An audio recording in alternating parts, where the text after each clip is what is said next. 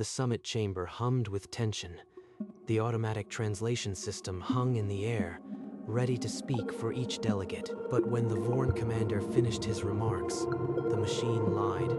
It twisted Honor the Dead into an accusation of desecration. I said no such thing. The humans twist my words. Guards from 3 empires raised weapons. Gornak's hand went to his sidearm. Wait, the translation is wrong. The Vorn said they honor the ancestors and seek peace with the living, not the dead. Reeves, continue the session. Gornak hesitated, then slowly released his weapon. The energy in the room flickered and died. Delegates returned to their seats as if the near massacre had never happened. The session resumed. I stopped a war, and they won't even look at me. Daniel sat in his booth, invisible behind the glass, hearing nothing but the hum of his own silence. The summit recess was brief and cold. Daniel walked the corridor, his footsteps the only sound, until a voice called after him. Daniel, hold up. I brought you a coffee. You look like you need it. Thanks. I didn't realize anyone noticed I was still alive. Noticed? You stopped a massacre, and they all just went back to arguing. Not one thank you. They think I am just the machine that talks for them. But this implant, I designed it myself. No overrides, no back doors. Earth can't shut me off. Admiral Chen strode past, her eyes never leaving the path ahead, cold as the steel around them. She didn't even glance. She doesn't need to. She has my output on a screen. That's all I am to her. Alone in his quarters, Daniel opened the implant case on his desk, the tiny circuits pulsing like a second heartbeat. They use me because they have to, but they'll never own me. Not really. Before the next summit session, a crisp message appeared on Daniel's console. Report to Admiral Chen immediately. Daniel found Chen in her office, the starfield window stretching behind her like a judge's bench. Sit down, Reeves. We need to clarify your role. My role is clear. I translate accurately. Accuracy is subjective. The Vorn's tone yesterday was hostile, yet you smoothed it over. Earth expects you to convey the subtext, not sanitize it. There was no subtext. They spoke of honoring ancestors and peace. I won't inject aggression that wasn't there. Then you are refusing a direct order? Your family on the Mars settlement, they rely on your good standing, don't they? She's using them. One word wrong and they lose everything. I continue the translation as required. Daniel left the office, his stomach hollow, the Admiral's warning coiling like a cold snake around his spine. The summit session on border disputes began. Holographic treaty glowing with unresolved clauses. The air thick with old grievances on his translation console. The Earth official transcript scrolled, and Daniel's blood chilled. The Vorn's words had been altered to sound like a provocation. The translation on the main screen is incorrect. The Vorn said they will maintain border security. That is not a threat. If the Cathari interpret border security as a threat, then they admit they plan incursions. We interpret nothing. We hear only what Earth's system provides. And that system is clearly poisoned. The system output is mine. I am corrected in live. The Vorn stated the truth. Nothing more. A tense silence fell. Earth's delegation stared ahead. The Chen's glare was a blade aimed at Daniel's booth. In the recess moments later, Chen's voice came from his earpiece, low and venomous. You just handed the Vorn a diplomatic victory. If you value your family, you will fall in line. My family will survive because I won't let a mistranslation get them killed in a war I could have stopped. After the recess, Daniel was summoned once more to Chen's office, the door closing behind him with a final heavy click. You will correct the official transcript to reflect the Vorn's true hostility or face charges of sedition. The transcript already reflects the truth. I won't fabricate a war. Then I'll have your implant remotely deactivated. You are nothing without it. Daniel's hand went to his temple, tracing the faint outline of the implant, but his eyes held no fear. You can't. I designed this implant myself. No Earth override can touch it. You built your own? That is treason. I'll have you exiled from this station and Mars. Exile from a lie is freedom. I'll keep translating the truth, with or without your permission. Chen's face went pale with fury, but before she could utter another threat, Daniel turned and walked out. No more compromises. They'll have to deal with me on my terms now. Daniel walked into the Cathari section, where the air smelled like rain, and glowing vines lined the walls in soft blue pulses. Daniel Reeves, I have been hoping to speak with you. Ambassador, if this is about the translation error, I assure you it won't happen again. It's about your talent. The Cathari appreciate accuracy. We would like you to work exclusively for us. Exclusively. I serve the summit, not a single empire. Earth has abandoned you. We offer protection, wealth, and a new home on the Pillar Worlds. Think about it. My neutrality is all I have left.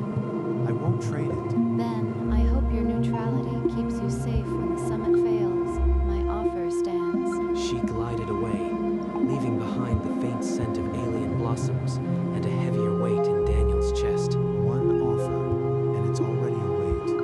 How many more will come? Later, Daniel took a shortcut through the maintenance bays. The air was thick with coolant and the distant clang of repair drones.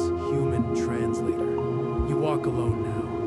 Strange that Earth's guard dogs no longer follow you. Commander, if you have something to say it plainly. I have seen Cathari whispers reach your ears.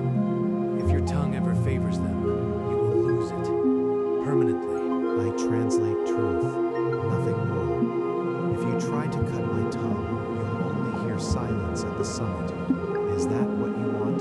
You think you are indispensable. A worm between three flames. Be careful where you wriggle.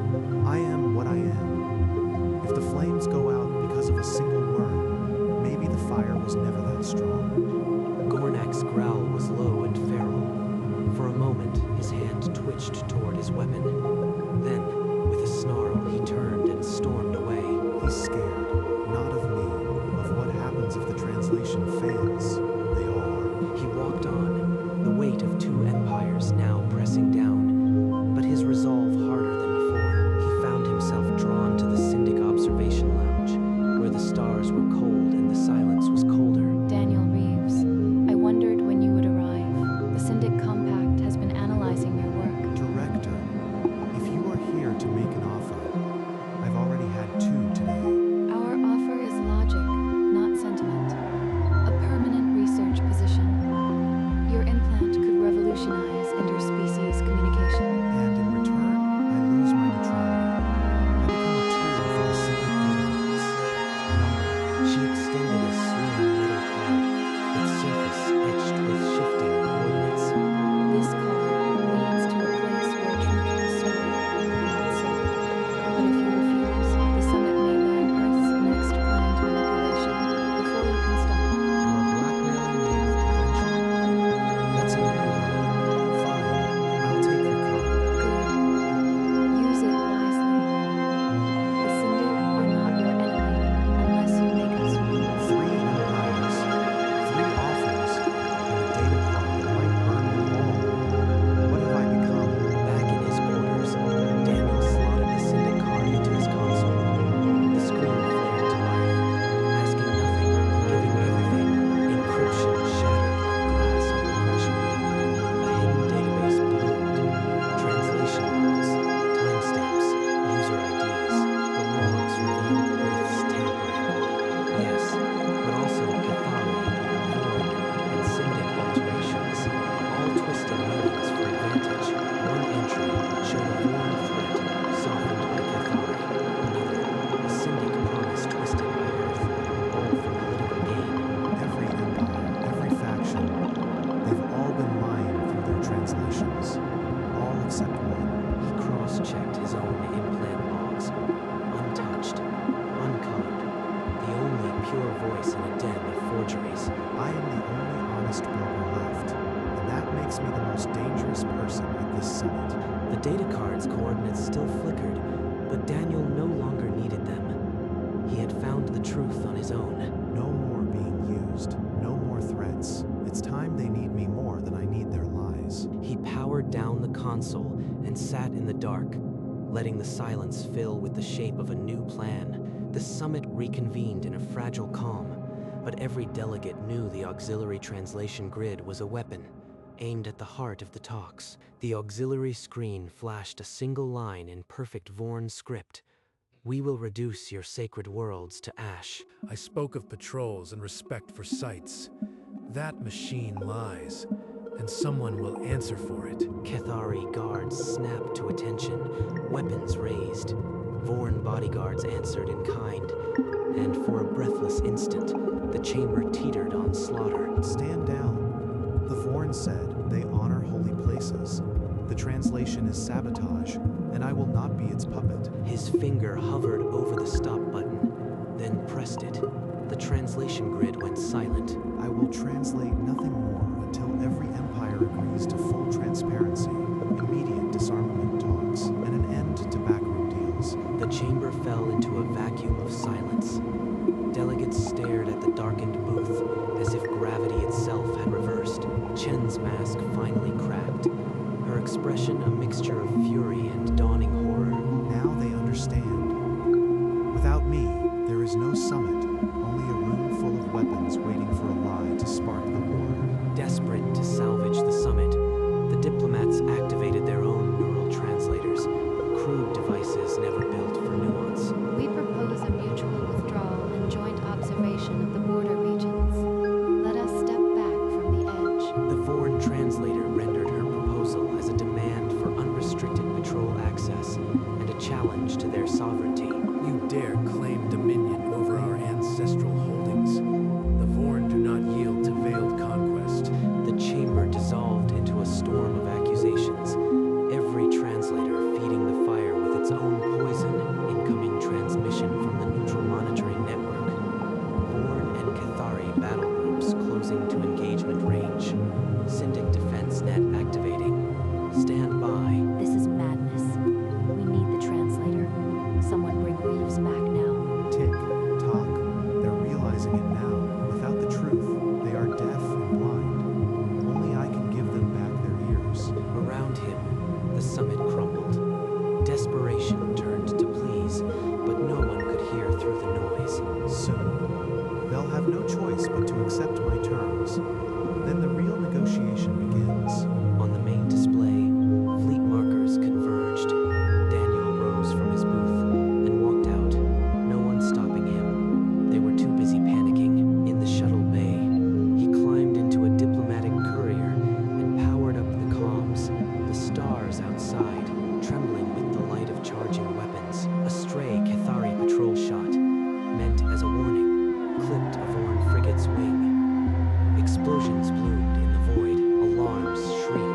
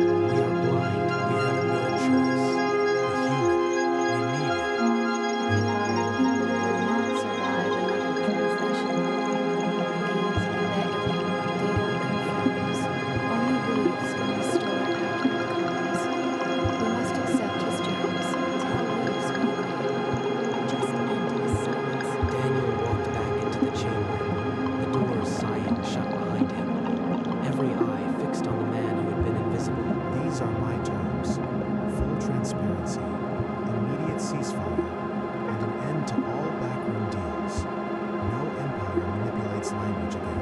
For a moment, the chamber was ice.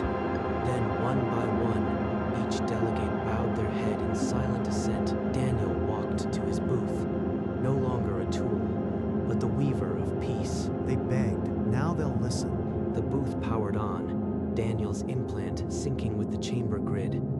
Every syllable would now pass through him alone. The Vorn will withdraw heavy armor from contested sectors if the Cathari grant equal access to the ancient star roads. The Cathari accept, provided joint observation posts verify compliance. We have lost too many to false reports. The Syndic can supply monitoring drones. Neutral, tamper-proof. Let data enforce the peace. Then, let's build a framework. Phased disarmament, mutual access, independent oversight. I'll ensure every word is binding. Earth will cooperate.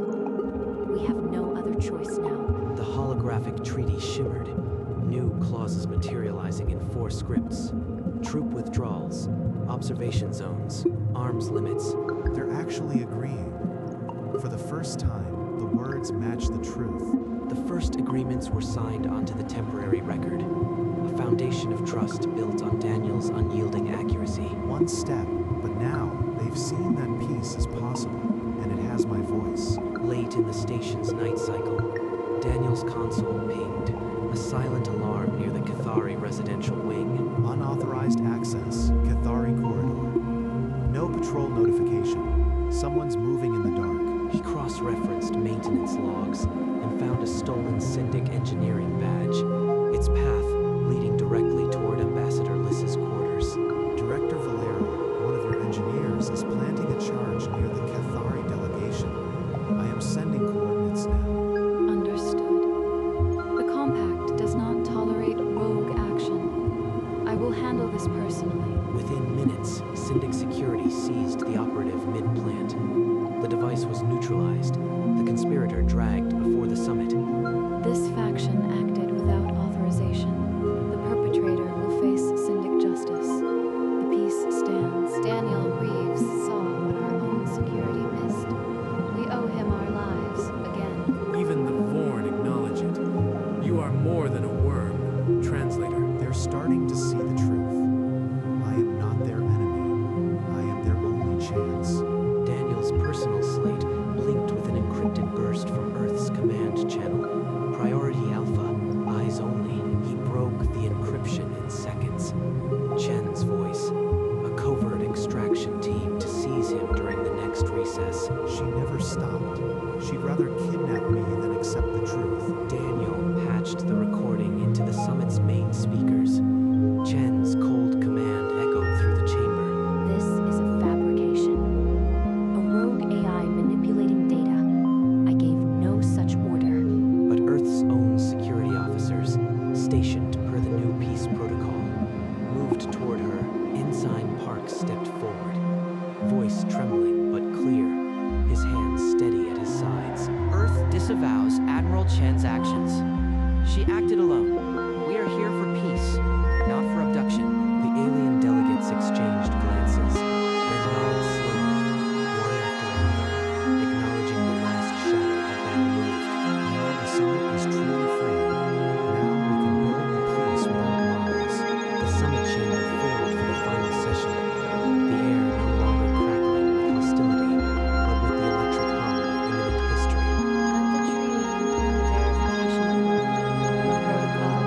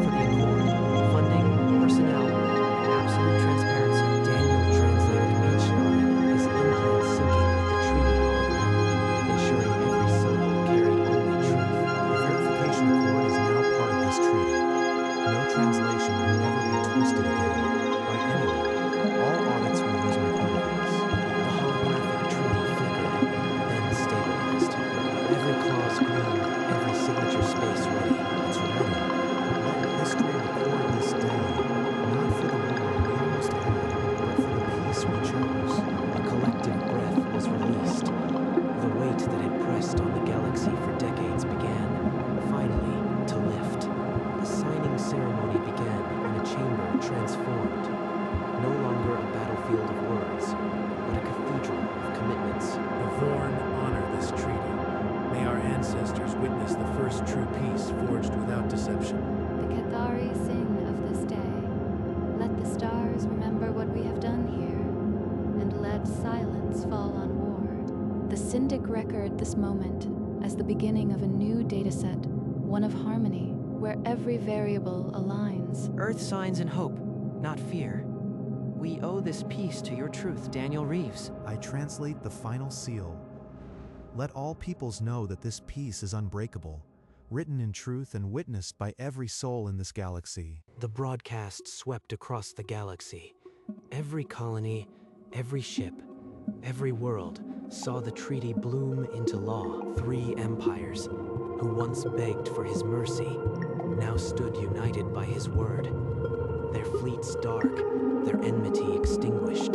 Daniel stepped out of the booth, no longer a translator, but the quiet architect of an era. It is finished, and it is more than I ever imagined. After the ceremony, the delegates gathered not as rivals, but as allies, their first act of peace offering Daniel a permanent role among them. Join the Cathari. Daniel, you will have wealth, honor, and a voice in our High Council.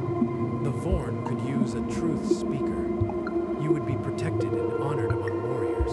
I am honored, but the galaxy doesn't need one honest translator. It needs an army of them. I propose an interstellar language corps, independent and permanent, to train translators from all species. A logical conclusion. The Syndic will fund the data infrastructure. Earth will provide facilities and support. We owe you that, and more. Then I'll serve as its first director, not for any empire, but for the truth that saved us all. Thus, the Interstellar Language Corps was born, a beacon of impartial communication, funded by all, belonging to none. Plans were drawn for academies, blending every architecture, where students would learn not just to translate, but to listen. A new era, where words build bridges, not war. And I am not just the translator anymore. I am the beginning. Daniel walked the quiet corridors toward the shuttle bay, the weight of the day settling into a peaceful exhaustion. Daniel, I wanted to thank you. You didn't just save the summit. You showed a whole generation what one honest voice can do. I only gave them words, Jay. Words they could finally trust. Park handed him the final copy of the Corps Charter. Its pages still warm from the printer. Daniel slipped the charter into his bag, next to the implant case that had started everything. At the viewport, he paused and looked back. The station lights flickering with departing shuttles, the distant fleets beginning their slow retreat. They're going home. All of them. Because a single truth was louder than 100 lies. He stepped into the shuttle, the charter resting beside him, the galaxy stretching quiet and full of promise ahead. The engines hummed, and his ship melted into the stars, leaving behind a peace that would need no translation. The quiet architect of an era became a legend in transit, his next destination already written in the light of a new dawn. Deep in the void, the shuttle's comm was pinged, an unencrypted message from no known source. More wars, more languages.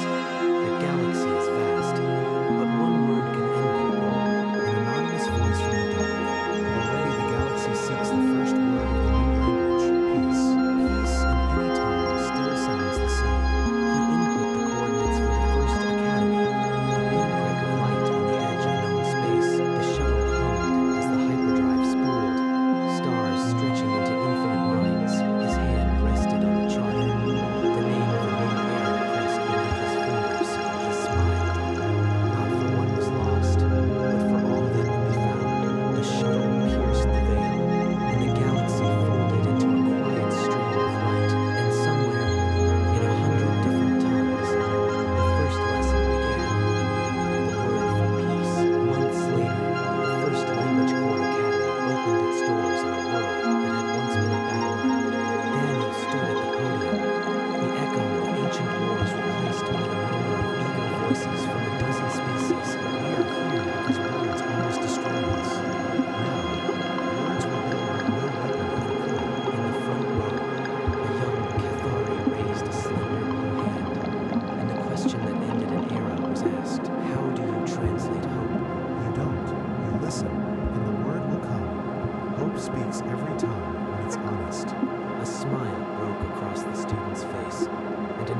understanding bloomed in the hall, the first lesson of a new age. The camera pulled back through the grand window, where three silent fleets sat in the distance, not as foes, but as guardians of a peace forged by a single honest word. In that moment, the galaxy was not just at peace.